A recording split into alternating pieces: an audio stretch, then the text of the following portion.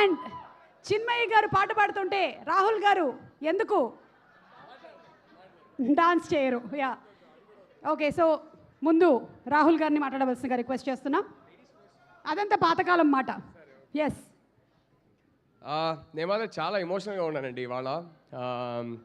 నేను కొన్నేళ్లుగా waiting.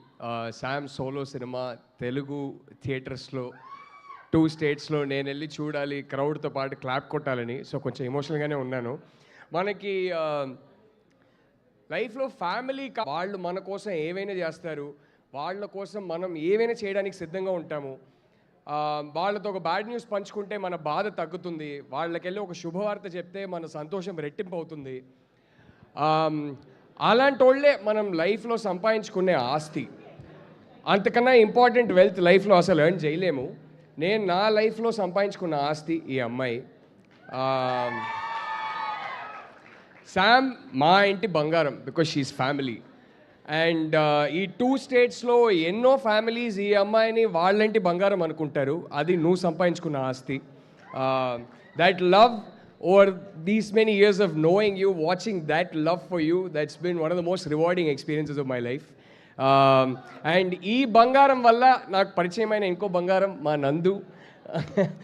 Your my darling Nandu. You know how much I always root for your films.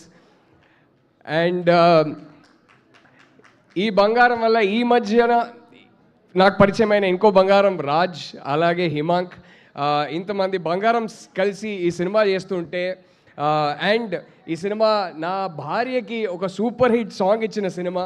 So ఈ cinema పెద్ద block buster కావాలని కోరుకుంటూ I just want to say all the very best to the whole crew and cost. Thank you everybody. సామీ, love you సామీ. Thank you so much.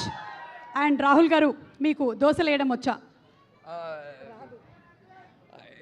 వచ్చని చెప్పొచ్చుగా, ఊరికే వచ్చు. ఏది సమంత గారు మా ఇంట్లో కుర్మా చేసినట్టేనా?